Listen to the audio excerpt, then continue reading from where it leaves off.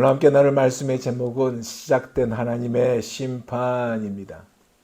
여러분의 하루는 보통 어떤 모습을 가지고 있나요? 대개 날마다 같은 연속 아닙니까? 일어나서 식사하고 누굴 만나기 이전에 늘 해야 하는 그런 같은 연속이 우리 일과인데, 하지만 누구나 겪어보았듯이 가끔 예기치 않게 그 일과가 중단된 때가 있습니다. 그때가 뭐예요? 갑자기 감기가 걸려서 몸이 아프다든가, 아니면 운전하고 갔는데 갑자기 가벼운 접촉사고가 나서 해야 할 일을 굉장히 미뤄지게 된다든가, 난데없이 걸려오는 전화 한 통 때문에 하루 일과를 다 중단하고 그것 때문에 스트레스를 받는 경우가 있습니다. 안 그래요? 때론 어떤 것들은 우리의 인생에 그 송두리째 뒤집어 놓는 것들도 있습니다. 말세에 임하는 하나님의 심판도요, 사람 대부분 모두에게 예기치 못한 그러한 일들이고, 어떻게 보면 반갑지 않는 일이 바로 이 시간입니다. 오늘부터 우리가 6장을 나누게 되는데, 이 6장을 보게 되면 하나님의 심판에 대해서 이렇게 문을 열고 있습니다.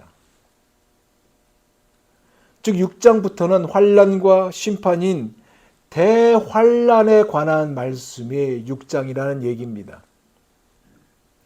이제 6장부터 계속 우리가 앞으로 나누게 되는 이 요한계시록 이 심판에 관한 이 부분은 구조적인 특징이 있어요. 그것이 뭐냐? 세 종류의 재앙이 등장합니다. 근데 이 세 종류가 7인 재앙이고 7 나팔 재앙이며 7 대접 재앙입니다. 근데 이 세 종류의 재앙이 따로따로 각계 전투로 간 것이 아니고 서로 연결이 되어 있어요. 이게 특징입니다. 심지어 7인에도 포함되어 있고 그 성격은 다르지만 재앙 중간에요, 삽경이라는 것이 있어요. 삽경이라는 단어가 뭐냐면 어떤 이야기나 문장을 풀어가잖아요. 풀어가는데 줄거리와 전혀 직접적인 관계가 없는 것이 갑자기 에피소드나 일화가 툭 튀어들어와요. 툭 튀어들어와서 그 흐름을 끊어버립니다. 그런데 알고 보면 연결이 돼 있어요. 이게 삽경입니다. 이러한 것들이 이제 앞으로 우리가 나누게 되면서 이제 만나게 되는 부분들이에요.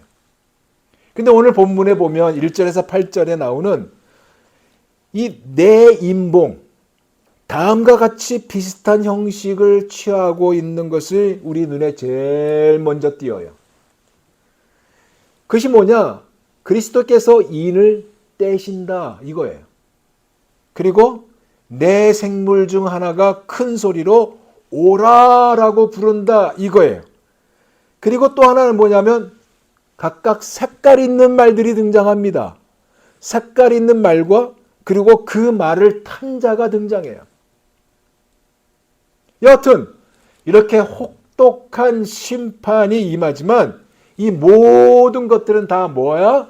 하나님이 주관하고 계신다 이겁니다. 이제 본론으로 한번 들어가 볼게요.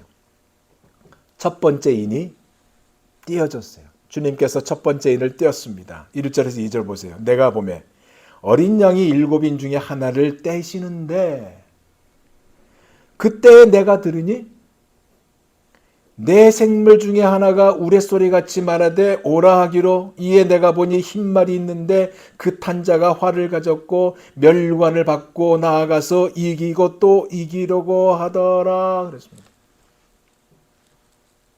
자, 이 말씀을 우리가 이해하려면 우리가 지난주에 나눴던 말씀을 다시 한번 소환해야 돼요. 불러야 됩니다. 우리가 지난주에 어떤 말씀을 나눴어요? 하나님의 오른손에 있던 7인, 이로 봉한 두루마리를 예수님이 취했다고 그랬습니다. 그죠? 기억나시죠? 그리고 그 두루마리 안에는 하나님이 앞으로 지금 미래에 행하실 계획이 기록되어 있다고 그랬습니다. 그 일곱이 하나를 떼신 거예요. 그 일곱이 중 하나를 떼니까 내 생물 중 하나가 우레소리 같은 소리로 오라라고 했고, 이 오라라는 이 말을 누구한테 했냐면 말을 탄 자에게 한 말이에요. 말을 탄 자에게 한 말인데 그 말을 탄 자에게 오라고 하니까 흰 말을 탄 자가 나타난 겁니다. 그럼 이 흰 말을 탄 자가 누구냐? 무엇을 상징하느냐? 무엇을 얘기하느냐 하면 이 흰 말을 탄 자는 정복자입니다. 정복자인데 무기가 뭐냐면 활입니다. 활. 근데 활만 있지 성경 보세요. 화살이 없어요. 화살이 없는 활만 가지고 있습니다. 그 얘기는 뭐냐? 면류관을 썼다고 그랬어요. 그러니까 승리하는 면류관이에요. 그 얘기는 뭐냐? 무혈정복입니다. 피를 흘리지 않고 정복한 거예요. 무혈정복. 즉 거짓 평화와 안전을 빌미로 해서 무혈정복을 한 겁니다. 근데 이가 나아가서 이기고 또 이기려고 하였다라고 기록하고 있습니다. 무슨 얘기냐? 일시적인 승리에 만족하지 않고 무한한 정복력을 가지고 정복한 다음에 다시 정복하기 위해 전쟁에 출정하는 이 의미를 말하고 있어요. 무엇을 위해? 자기 자신의 이익을 위해. 거짓 그리스도 운동을 일으키기 위해서. 거짓 복음 운동을 일으키기 위해서. 사이비 영성과 거짓 종교를 수반한 기만적인 평화를 가지고 이렇게 한다 그 얘기입니다. 두 번째로 주님께서 인을 떼었어요. 둘째 인을 떼었습니다. 3절에서 4절 보세요. 둘째 인을 떼실 때 내가 들으니 둘째 생물이 많으되 오라 하니 이에 다른 붉은 말이 나오더라. 그 탄자가 허락을 받아 땅에서 화평을 제하여 버리며 서로 죽이게 하고 또 큰 칼을 받았더라. 두 번째 인을 빼니까 어떤 말이? 붉은 말이 나왔다고 그랬습니다. 붉은 말은요 전쟁을 의미합니다. 왜냐? 붉은색은요 미움, 싸움, 증오, 사귤, 살육 등을 나타내는 그러한 그 의미이기 때문에 그래요. 근데 화평을 제한다고 그랬어요. 그러니까 뭐 평화롭게 계약하고 서로 화해하면서 이러는 것들이 없는 그냥 없애버리는 그러한 그 모습을 가지고 있다고 했어요. 근데 활 대신에 큰 칼을 가졌다고 그랬습니다. 여러분 활을 쏴봐서 알겠지만 활은 그냥 탁탁 해서 시간 타임이 있잖아요. 그 인터벌이 있습니다. 근데 큰 칼은 활보다 더 범위가 넓어요. 근데 큰 칼이라고 그랬어요. 큰 칼은 뭘까? 아마 요즘 말로 말하면 대량 살상 무기가 아닐까 그런 생각을 해봅니다. 설교를 준비하다가 수소폭탄이 생각나가지고 수소폭탄에 대해서 조사를 해봤어요. 수소폭탄 하나가 터지면요, 어느 지역이 터지면 인구가 얼마나 죽는지 한번 해보니 하나 터지는데 30억 명이 순간 생명을 잃는다고 나와 있더라고요. 그러니까 어쩌면 그게 아닐까라는 생각이 들어요. 그런데 보세요. 이 무서운 기수가 화살이 없는 활 대신에 칼을 휘두르는데 그리스도의 입에서 나오는 질서와 정의가 아니라 암살과 반란과 전쟁에 쓰는 단검과 같은 마치 마태복음 27장 6절에서 7절에 나오는 난리와 난리 소문이 있게 만들 것이고, 예. 그러다 보니 어떻게 돼요? 많은 순교자들이 나오겠죠? 이 순교자는 초대교회와 비교되지 않을 만큼 엄청난 순교자와 그 상황이 될 거겠죠? 큰 박해가 임할 것이라고 추론해 볼 수 있습니다. 이러한 일들이 일어난다고 이야기를 하고 있어요. 그렇게 봤을 때 사실을 여러분 어느 때나 믿음을 가지고 살아가려고 할 때는 항상 핍박의 역사가 따라왔어요. 그래서 우리가 가져야 할, 즉 우리에게 필요한 것이 무엇이냐? 하나님의 주권을 믿는 거예요. 하나님이 이것 또한 허락할 범위까지, 허락한 때까지만 역사한다는 이 사실을 믿는 겁니다.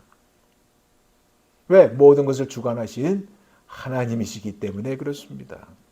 세 번째로 주님이 세 번째 인을 떼셨어요. 5절에서 6절 보세요. 셋째 인을 떼실 때 내가 드니 셋째 생물이 말하되 오라 하기로 내가 보니 검은 말이 나오는데 그 탄자가 손에 저울을 가졌더라. 내가 내 생물 사이로부터 나는 듯한 음성을 들으니 이르되 한 데나리온의 밀 한 대요 한 데나리온의 보리 석대로다. 또 감람류와 포도주는 해치지 말라 하더라. 세 번째 인을 떼니까 어떤 말이 나왔어요? 검은 말이 나왔다고 했습니다. 검은 말이 그 탄자가 있는데 그 탄자가 뭐를 가지고 있다? 저울을 가지고 있다고 그랬습니다. 무슨 얘기일까요? 기근입니다. 무게를 재는 도구를 가지고 있었어요. 식량을 달아서 배급한다는 의미입니다. 기근으로 인해서 곡물이 부족하니까 식량을 통제한다는 그 얘기입니다.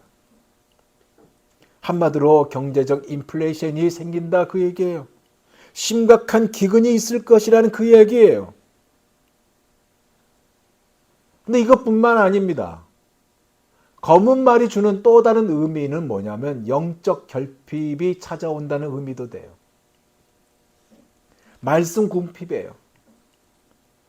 하나님의 말씀이 궁핍해지고요. 하나님의 말씀이 희귀해진다는 얘기입니다. 그러기에 우리에게 필요한 것이 뭘까?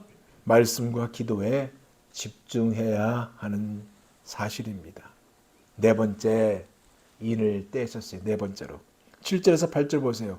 넷째 인을 떼실 때 내가 넷째 생물의 음성을 들으니 말하되 오라 하기로 내가 보매 청황색 말이 나오는데 그 탄자의 이름은 사망이니 음부가 그 뒤를 따르더라. 그들이 땅 4분의 1의 권세를 얻어 검과 흉년과 사망과 땅의 짐승들로서 죽이더라. 네 번째 인을 떼니까 나오는 말이 청황색 말이라고 했습니다. 청황색 말이 주는 의미가 뭐냐? 전염병입니다. 청황색은 어떤 색이에요?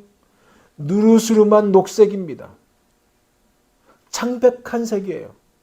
죽음과 질병을 나타내는 아주 창백한 색이 청황색입니다. 요한은요, 사심과 무덤 파는 사람이 지면에 함께 돌아다닌 것을 봤습니다. 사망은 뭐예요? 몸을 죽이는 거고요. 음부 뭐예요? 영혼을 삼키는 거거든요. 이 청황색 말을 탄 자가 사망인데 이름이 그가 어떤 일을 한다고요? 땅의 4분의 1, 즉 세계 인구의 4분의 1이 사라지도록 한다 그럽니다. 즉 전염병으로 수많은 사람들이 죽게 될 것이라는 것을 시사하고 있는 말씀입니다. 여러분 인류 역사상 가장 치명타를 가한 전염병이 뭐예요? 장티푸스도 있었고 콜레라도 있었고 패스트도 있었고 최근에는 뭡니까? 에이즈, 에볼라, 사스, 메르스 그리고 우리가 몇 년 전부터 계속 지금까지 오는 코로나. 우리의 눈에는 보이지 않는 이 바이러스로 인해서 인류에게 치명적인 해가 입혀진다 그 말씀입니다. 그러면서 저는 말씀을 준비하면서 이런 생각을 가져봤어요. 우리 하나님은 자유로우신 하나님인데 왜? 하나님은 이런 일이 일어나도록 허용하실까? 왜 이런 일을 지시하셨을까라는 생각을 가져봤습니다. 여러분은 어떤 생각을 가지십니까?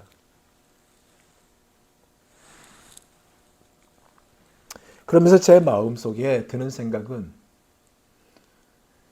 심판에 관한 우려가 있잖아요. 이 우려 속에서 결코 잊지 말아야 할 것이 있다는 생각을 가져봤습니다. 그것이 뭐냐?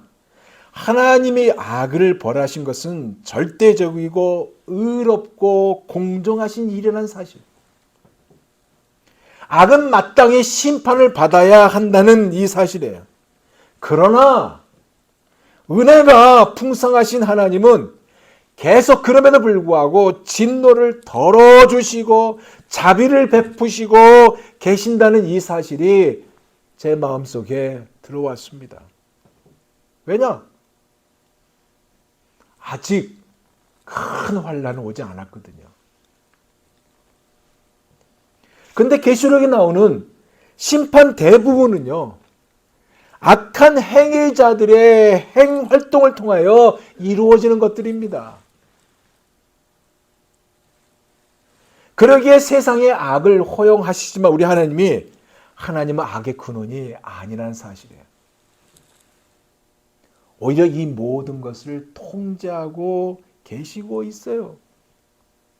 즉 아직도 은혜의 댐을 유지하고 있다는 얘기입니다. 막고 있어요. 왜요? 왜 그럽니까? 돌아오기를 바라는 우리 아버지 하나님의 마음이 있기 때문에 그렇습니다. 인류의 악을 적극적으로 아직은 억제하고 계신다는 얘기예요. 그러나 여러분 언젠지 모르지만 그때가 언젠지 몰라요. 이 댐이 무너진 날이 올 거란 말이에요. 그 날이 오면요. 재난은 홍수처럼 밀어 닥칠 것입니다. 요한은요. 5째 인을 띠신 어린 양을 목격해요. 5째 인을 띠는. 9절에서 11절 보세요. 5째 인을 떼실 때 내가 보니 하나님의 말씀과 그들이 가진 증거로 말미암아 죽임을 당한 영혼들이 제단 아래 있어 큰 소리로 불러 이르되 거룩하고 참되신 대주제여 땅에 거하는 자들을 심판하여 우리 피를 갚아주지 아니하시기를 어느 때까지 하시려 하나이까 하니 각각 그들에게 흰 두루마기를 주시며 이르시되 아직 잠시 동안 쉬되 그들의 동무 종들과 형제들도 자기처럼 죽임을 당하여 그 수가 차기까지 하라 하시더라. 뭐예요? 5째를 떼니까 순교자가 나타났네요. 바꿔 말하면 뭡니까? 환란이 다음 사건으로 접어들게 만들었다 그 얘기예요. 어떻게 보면 환란 기간에 신자들에 대한 정보가 드러났다 그 얘기입니다. 근데 죽임을 당한 영혼들이 제단 아래에 있었다고 그랬어요. 뭐예요? 이들은 때 이른 죽음을 한 용감한 순교자들입니다. 구주를 섬기다가 복음을 전하다가 예수를 전하다가 복음을 위해서 목숨이 없어진 목숨을 버린 자들이 이들이고 예수님에 대한 믿음과 하나님의 말씀을 지키다가 박해를 받아서 목숨을 잃은 죽임을 당한 이들이 어떻게 해요? 원수를 갚아달라고 하나님께 부르짖고 있었다 그랬습니다.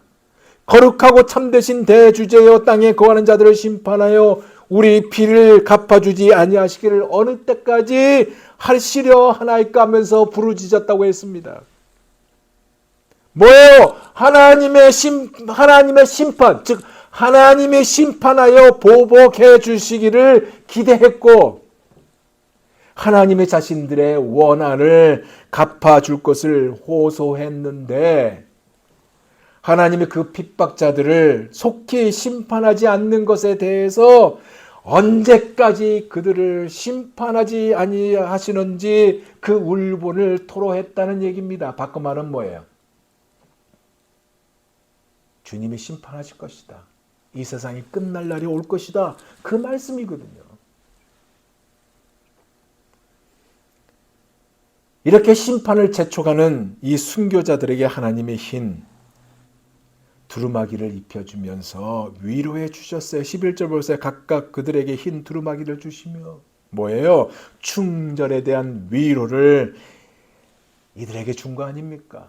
이것만큼 이들에게 큰 위로와 기쁨 없었을 거예요. 그리고 마지막 여섯째 인을 떼셨다고 그랬습니다. 12절에서 16절 보세요. 내가 보니 여섯째 인을 떼실 때 큰 지진이 나며 해가 검은 털로 짠 상복같이 검어지고 달은 온통 피같이 되며 하늘의 별들이 무화과 나무가 대풍에 흔들려 설익은 열매가 떨어진 것 같이 땅에 떨어지며 하늘은 두루마리 말리는 것 같이 떠나가고 각 섬과 섬이 제자리에서 옮겨지며 땅의 임금들과 왕족들과 장군들과 부자들과 강한 자들과 모든 종과 자유인이 굴과 산들의 바위 틈에 숨어 산들과 바위에게 말하되 우리 위에 떨어져 보좌 위에 앉으신 이의 얼굴에서와 그 어린 양의 진노에서 우리를 가리라. 지진이 일어난대요. 해가 상복처럼 검어지고요. 달이 피처럼 붉어지고요. 별들이 우수수수수 땅에 떨어지고 하늘이 두루마리처럼 갈라지고 산들과 섬들이 제자리에서 옮겨지고 한마디로 뭡니까? 끔찍한 사건 아닙니까? 세상의 모든 사람들의 인구가 그 시간에 그 상황을 만났을 때 어떤 생각이 들겠어요? 극도의 공포에 빠졌을 것이고 공황 상태에 빠졌을 겁니다. 오늘 본문이 지적한 건 뭐예요? 부자나 가난한 자나 고위층이나 서민층 할 것 없이 모든 종류의 인간이 마치 사냥꾼에 쫓기는 짐승들처럼 땅의 틈바구니와 바위 틈에 숨어서 두려워가지고 부르짖을 것이고 숨는다고 해도 다 물어섰으니까 아무것도 없으니까 그대로 드러나는 상황 아닙니까? 섬으로 피하려고 도망갔는데 섬들이 물에 잠겨버렸어요. 그 얘기예요. 지구에 사는 모든 사람들에게 재난과 고통이 마치 영화의 한 장면처럼 쫙쫙쫙 지나가는 그 모습을 보여주고 있다 얘기입니다. 그러면서 오늘 본문 마지막 17절에 중요한 질문을 던져요. 그 질문이 뭐예요? 그들의 진노의 큰 날이 이르렀으니 누가 능히 서리요 하더라. 이것으로 6장을 마무리하고 있습니다. 이 의미가 뭘까요? 설 사람 아무도 없어요. 그러나 설 사람이 있어요. 그 얘기를 하고 있습니다. 그 설 사람이 누굽니까?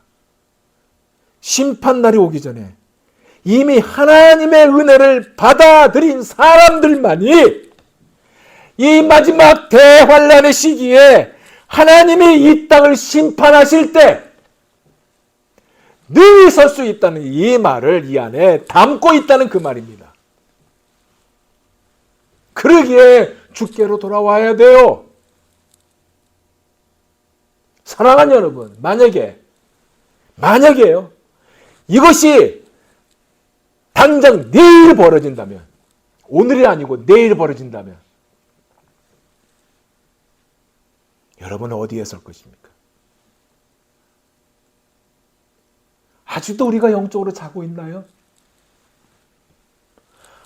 아직도 우리가 과거에 얽매여서 과거의 그 모습만 취해서 더 나가지 못한 이 현실에 우리가 놓여 있나요? 왜 아직도 잠을 자고 있습니까? 이제 일어나야 되지 않습니까?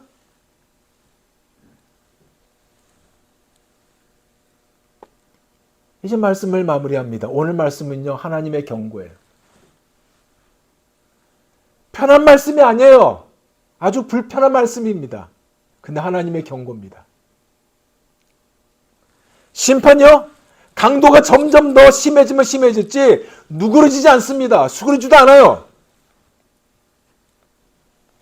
그런데 이 심판은 하나님의 통제 아래에 있다는 사실입니다. 그러기에 우리의 자세는 뭐냐? 조급해할 필요가 없어요. 인내합니다. 그리고 주님의 때를 기도하면서 기다려야 하는 겁니다. 하루가 천년 같고 천년이 하루 같다고 그렇게 말하는 사람들이 많아요. 왜? 주님이 오신다 오시라고 아직도 안 오셨기 때문에 그렇습니다.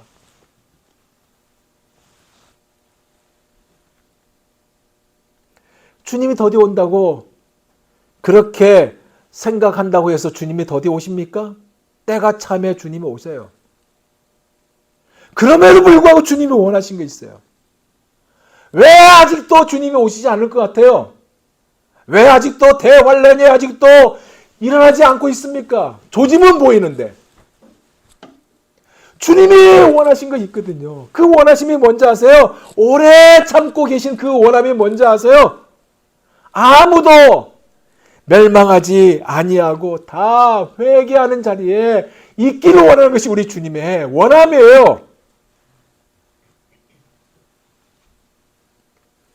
돌아와야지 않을까요? 주님께로 돌아와야 되잖아요. 주님의 이름으로 인해서 고난받았습니까? 핍박받았습니까? 목숨을 잃었습니까? 우리 하나님은 다 보응해 주십니다. 우리가 해야 할 일이 뭐예요? 먼저 그의 나라와 그 의를 위해서 사는 것입니다. 주님은 말씀했잖아요. 너희는 먼저 그의 나라와 그 의를 위해서 살으라고. 그러면 이 모든 것을 더하시는 은혜가 있다고 그랬습니다. 이 더하심에는요, 우리의 상상을 초월하는 모든 것이 다 되어 있어요. 하나님을 사랑하는 자, 곧 그 뜻대로 부르심을 입은 자들의 모든 것이 합력하여 선을 이루는 역사도 그 안에 다 포함되어 있어요. 아직 큰 심판이 임하지 않으냐 한때 우리가 살고 있습니다. 안 그래요?